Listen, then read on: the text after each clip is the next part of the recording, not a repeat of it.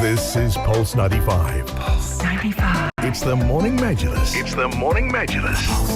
Hello and welcome back onto the program. Let's start talking about the restrictions and easing of restrictions that Saudi Arabia has got planned. Yesterday they made that big announcement, got everyone's attention that from the 17th of May, Saudi Arabia, or travel to the Kingdom of Saudi Arabia will be for vaccinated Saudis and those who have recovered from COVID-19, according to the Ministry of Interior.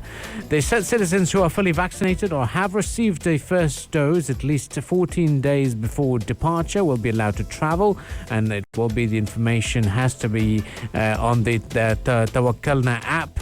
Citizens who have been infected must have recovered at least 6 months prior to travel as well. This was all announced yesterday, and a bit of a breakthrough because that country has also been in a bit of a restricted mode throughout the holy month of Ramadan. That's right. And when it comes to children between the ages of 8 and 18, they're exempt from the vaccination rule, but must present travel insurance from the Saudi Central Bank that will ensure COVID-19 medical care.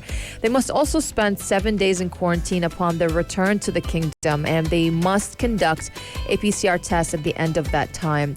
Now, children under 8, they're exempt from the test, according to the MOH guidelines. Now, in its Sunday press conference, the Ministry of Health, it actually urged everyone, we're talking about the Ministry of Health of Saudi Arabia here, urged anyone experiencing intense post-vaccination symptoms to visit Tatamman clinic, appointments for which can be made via the designated app for anything related to the coronavirus, Sahati.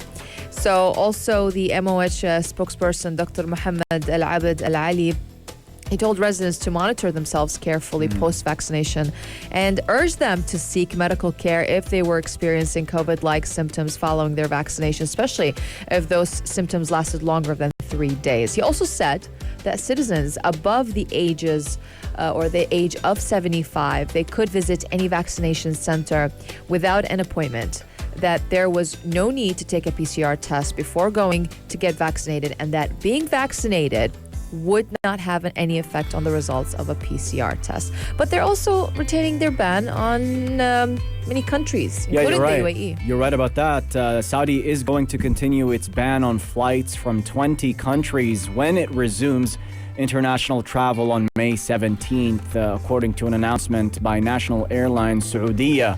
The kingdom has imposed the ban in early February to curb the spread of the COVID-19 virus. So let's go over the countries where Saudi will continue its ban on flights. It includes the UAE, most notably, as well as Germany, the United States, the United Kingdom, as well as a number of countries here in the region, including Egypt, Lebanon, India, and Pakistan.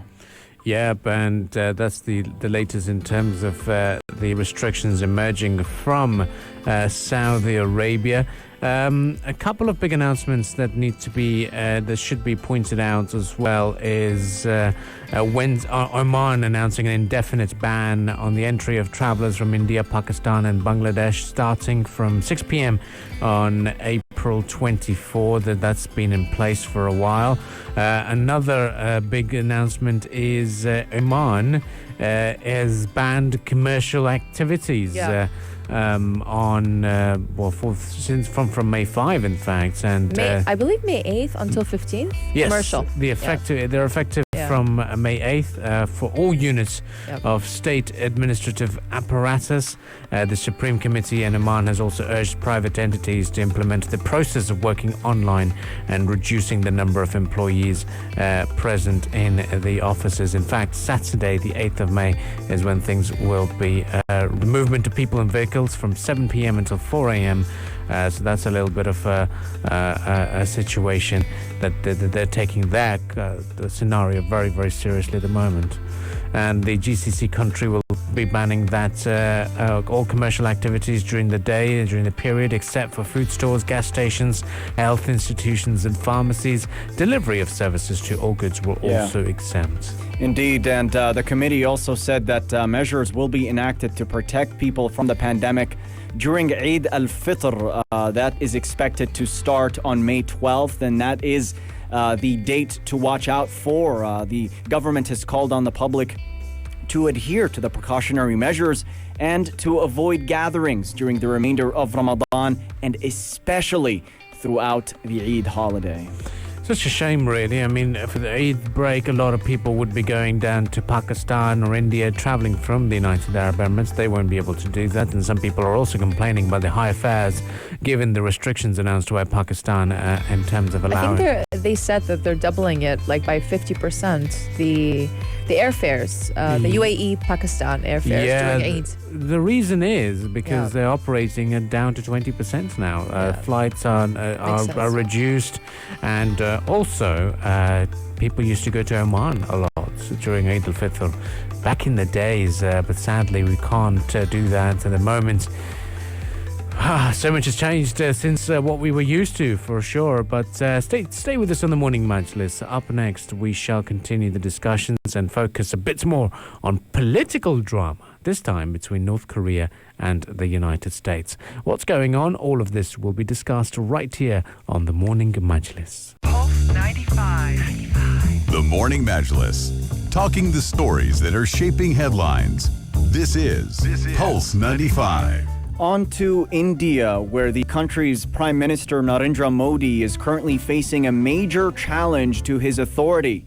The Prime Minister has already been under fire for mishandling the COVID crisis in the country, according to his critics. But on top of that, he is now dealing with what has been described as a bitter political defeat. Modi's party, the BJP, has failed to win a key state in India's assembly elections. That state is West Bengal, which holds a symbolic significance for Modi. And now with almost all the results counted, the TMC party, led by the state's chief minister Mamata Banerjee, has won more than 200 seats in the 294-seat assembly. Banerjee is also set to be the leader of West Bengal for a third time and is India's only woman chief minister. But now a lot of questions on how this defeat is going to affect Modi's image and authority and maybe bring more scrutiny to the country's handling of COVID so far. That's right, Ahmed. And the reason why this all really matters is because Modi, as you said, has been criticized for handling of the coronavirus situation and the pandemic amid the widespread oxygen shortage. The record daily cases and the surging death toll, it just reached an all-time high, in fact. Also, he's been going through accusations that the real numbers are much higher than been reported. Also, an Indian Medical Association official called Modi a super spreader for holding big political rallies for the state elections last month, per the Tribune India. Now, looking at the numbers, the opposition All India Trinamool Congress, it won 213 of the 292 available seats in West Bengal, and the Hindu nationalist BJP, it won the remaining 77, according to official figures posted by the Election Commission of India. And just taking into note, Modi predicted last month that the BJP, it would win more than 200 seats in the state, which held voting over 8 phases starting on March 27th. So looking at the big picture here, opposition parties also won in the southern states of Kerala and Tamil Nadu, but the BJP actually retained power in the northeastern state of Assam and gained the federally controlled territory of Puducherry, where it contested an alliance with a regional party, and that is according to Bloomberg. So now what they're saying is that political commentator Arati Jerath told the New York Times that the government was now battling a public backlash on their mishandling of the COVID-19 pandemic. Yeah, lots of commentators are coming back and saying that people of West Bengal weren't really pleased with what BJP was doing, particularly when it came down to the budget 2021, as well as their overconfidence and some big strategies such as the rallies that they held in West Bengal. And looking at the cases in India so far, yesterday we had the record number of deaths But this time round, we are seeing that India has reported 368,147 new cases over the last 24 hours. Total infections across the country now stand at 19.93 million. Fatalities are now at 218,959, according to the recent stats that have been emerging. Recent news also emerging is Britain is sending 1,000 more ventilators to India to step up its support for India's healthcare system, which struggles to cope with the huge surge in cases of COVID-19. And that's precisely what has led to the unpopularity of Narendra Modi. The big question mark was over the readiness of the healthcare system to deal with such a massive pandemic, because way back in January, we rewind again, is when Narendra Modi at that forum, the global forum, said that India has defeated the coronavirus and has come back to this stage where question marks will remain on top, and Modi has been away from public limelight once again. Yeah, and we can actually give a helping hand to the situation here as residents of the UAE.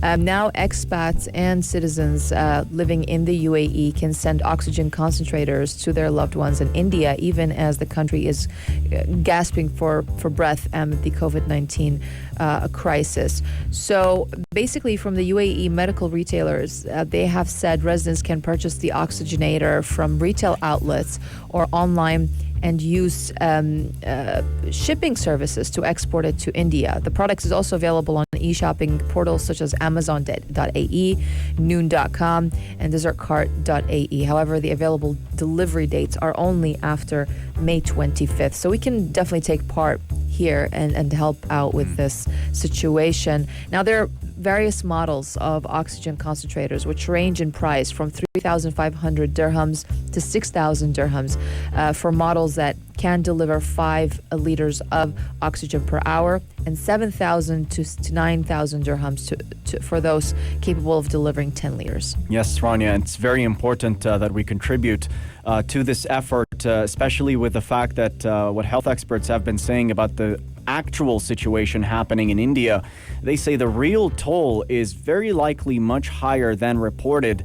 Experts saying low testing rates in the country and the number of people dying at home, especially in rural areas, are contributing factors to vastly underreported figures in India as well. And if you even look at the confirmed numbers, the country's previous highest daily death toll reported this week was 3,645. As we continue to see distressing images of families begging for hospital beds and life-saving supplies while crematoriums and morgues are overwhelmed, this begs for assistance from everybody. Yeah, and the worrying thing is it's hitting home, isn't it? It's now more and more people that we know, are aware of, who hail from India. At least they'll know someone who's passed away because of the tragedy, and that someone could be a close relative, not even a distant relative. So it is worrying signs, and you do overhear conversations in coffee shops and in shopping malls as well of people being distressed.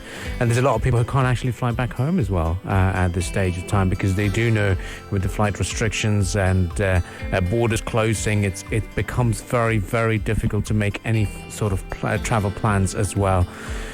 So our thoughts and concerns are with all of our listeners who have been affected by the tragedy hitting their home countries. We'll continue the discussions here on the program. We'll let you soak in some of the musical entertainment that we've got on offer on Pulse 95. We'll be back after that interval. And up next, we talk to you about the drama which is meant to be off the pitch happened on the pitch. What's going on? All of this is going to be discussed here on the Morning Majlis. Pulse 95. The Morning Majlis, talking the stories that are shaping headlines. This is Pulse 95. Welcome back onto the Morning Majlis, and we're talking about the hot situation that, that's going between North Korea and the United States and South Korea as well. Well, North Korea yesterday, it warned the United States that it will face a very grave situation because President Joe Biden, he made a big blunder in his recent speech by calling the North a security threat and revealing his intent to maintain a hostile policy against it. Now, just last week, Biden, in his first address to Congress, called North Korea's nuclear program serious threat to America and the world security in general, and said he'll work with allies to address those problems through diplomacy and stern deterrence. Now, a senior North Korean foreign ministry official said in a statement that his statement, Biden's statement, clearly reflects his intent to keep enforcing the hostile policy towards the DPRK as it had been done by the U.S. for over half a century. So this is going to spark a little bit of a situation right now between the two countries for sure. Certainly, Rania. And this senior official said that North Korea will, quote, be compelled to press for corresponding measures. Now, North Korea has long said that it will not give up its nuclear arsenal until the United States changes its, quote, hostile policy. North Korea has doubled down on the insistence since direct talks between Kim Jong-un and former President Donald Trump ended in 2019 that the United States needs to change its direction entirely if it were to find some compromise with North Korea, which has recently launched, even back in March 25, 2 short-range ballistic missiles, the first such test in a year. And analysts have since then warned that North Korea could carry out more tests or other provocations in an attempt to bolster its leverage in any future talks with the Biden administration. Very interesting responses from the North Korean side. One particular response that has really captivated my attention here is they say that the United States, where innocent people lose their lives due to social inequality and racism every day, 580,000 people have died due to coronavirus. The country is itself a human rights wasteland. That's a pretty strong remark emerging from the North Korean foreign ministry. And they say that the hostility emerging from the United States has been going on for a century, and this is something that will continue. Now the keynote of the U.S. new DPRK policy has become clear.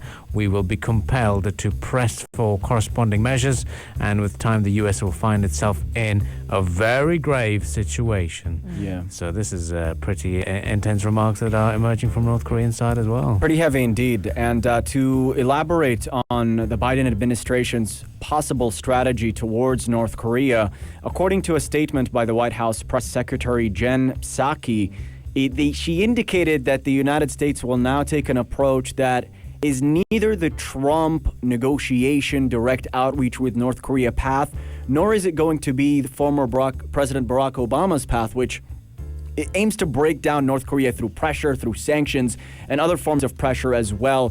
Both approaches failed, and North Korea has kept expanding its arsenal. So the White House said it will, quote, not focus on achieving a grand bargain, nor will it rely on strategic patience.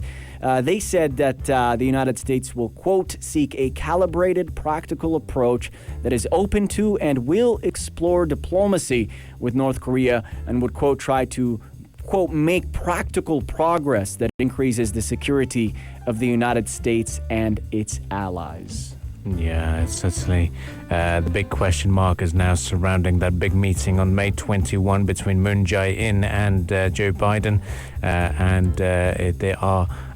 Analysts say that North Korea is trying to drive a wedge between Washington and Seoul by exploiting Moon's desire for reconciliation in the final year of his presidency.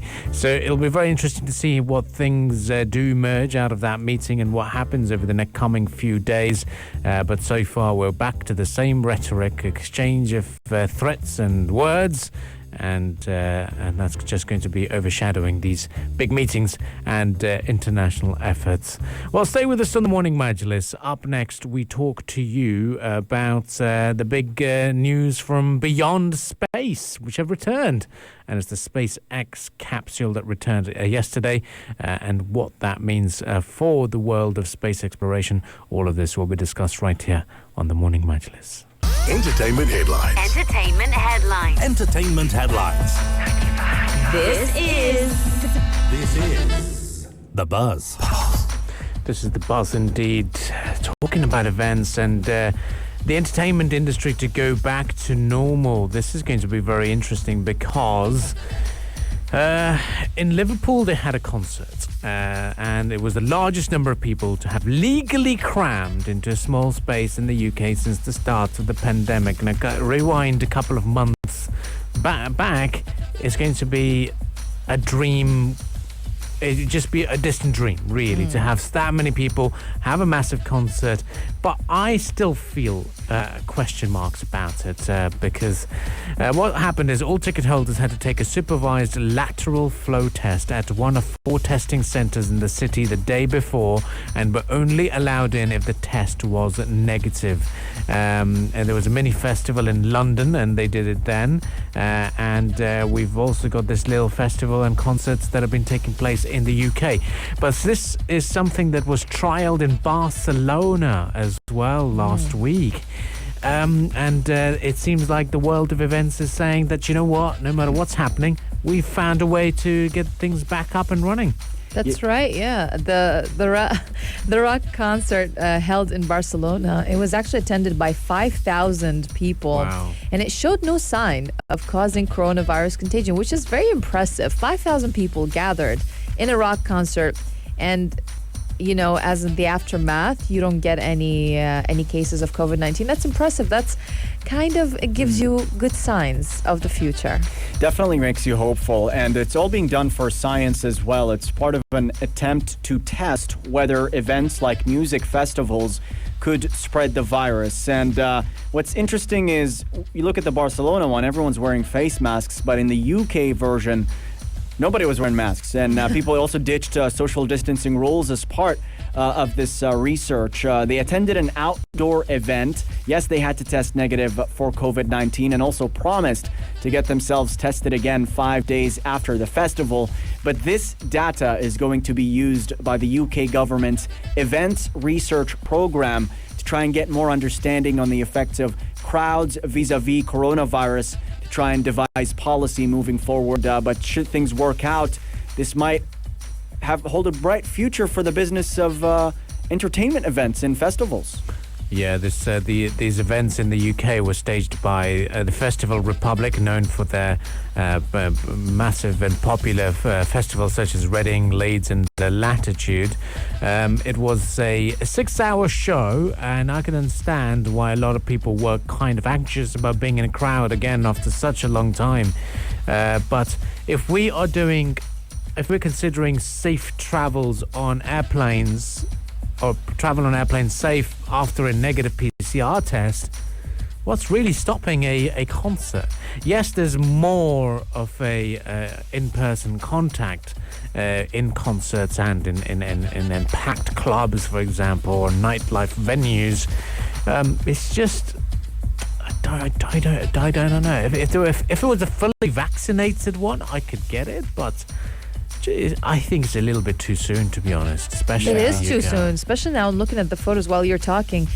It's the photos from the event. They show thousands of clubbers. They're packed in a room together. They're dancing without masks or social distancing, and it's like, no, we're still going through a pandemic. Yeah, it certainly depends on the scale of infections in the country. But somewhere like the United Kingdom, for instance, if you were to hold a festival, it's not the most reliable prospect. I mean, even if they allowed them en masse and you spend all this money preparing for it and paying for acts, what if it gets canceled because of another spike of infections? What do you do there? So, or what if the concert causes that spike in infections? So a lot of questions there. We probably won't see this type of thing go back anytime soon, at least in the United Kingdom, but that's what they're trying to research at the moment. They're trying to get to that point. Prime Minister Boris Johnson has announced a roadmap for easing restrictions in the UK, and he said that he hopes to remove all restrictions on social life in England by June 21st. So we'll see if they're going to get to that plan. It'll be interesting to see what happens, really. I will certainly keep you posted. So what we'll do now is we will be heading off, in fact, and continuing the discussions here on the Morning Majlis. We'll be doing that tomorrow morning now. The show is concluding. Thank you all for tuning in this morning and having your say in trying to win the 500 dirhams courtesy of Pulse 95 Radio as well. That's right. And if you'd still like to submit your answers to the riddle questions, there's 500 dirhams up for grabs, courtesy of the Sharjah Chamber of Commerce and Industry. A quick riddle. Open your text lines 4215. Listen to this. I am neither a guest nor a trespasser.